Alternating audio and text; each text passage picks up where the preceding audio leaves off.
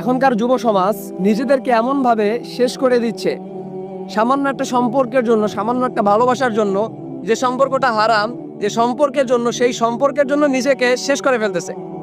সেই সম্পর্কের জন্য নিজের জীবনকে যে কোথায় ফেলে দিচ্ছে সেটার দিকে সে তাকাইতেছে না। অথচ তার জীবনটা আল্লাহ পাক রব্বুল আলামিন দিয়েছেন ইবাদত করার জন্য। আল্লাহ পাক যে জীবনের হিসাব নেবেন এটা সে মনেই রাখে নাই যে তাকে জীবনের হিসাব দিতে হবে।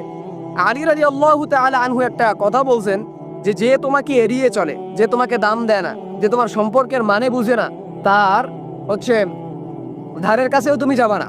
সুতরাং যে তোমাকে সময় দিচ্ছে না, যে তোমাকে এড়িয়ে চলতে চাচ্ছে, তার দিকে তুমি কেন তাকাচ্ছ? তার চেয়ে ভালো পজিশনে যাও, সে তোমার দিকে দেখে চলবে, কিন্তু সেটা হালালভাবে।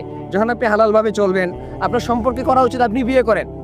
আপনার একটা ভালোবাসার মধ্যে থাকা উচিত যে না, আমার এটা প্রয়োজন, যেহেতু আপনার যৌবন আছে, তো সেক্ষেত্রে আপনি হালালভাবে সেটাকে ইউজ করতে পারেন। তো এর জন্য আলী রাদিয়াল্লাহু তাআলা আনহুর এই কথা মতে তাদেরকে এড়িয়ে চলেন এবং নিজের জীবনকে প্রাধান্য দেন, সময় দেন নিজের জীবনকে। দেখবেন আপনি একটা ভালো পর্যায়ে গেছেন, দেন আপনার জন্য অনেক মানুষ অপেক্ষা করে থাকবে যে আমি তাকে যখন আপনি একটা ভালো পজিশনে যাবেন, তো অনেক মানুষ আপনাকে দাম দেবে। যখন আপনি দুনিয়ার মধ্যে, দুনিয়ার বাস্তবতা কিন্তু টাকা খোঁজে, যখন আপনার প্রচুর পরিমাণে একটা ভালো একটা জিনিস আপনার ভিতরে থাকবে, ভালো একটা অ্যামাউন্ট আপনার কাছে থাকবে, দেন সবাই আপনার পিছনে ঘুরবে।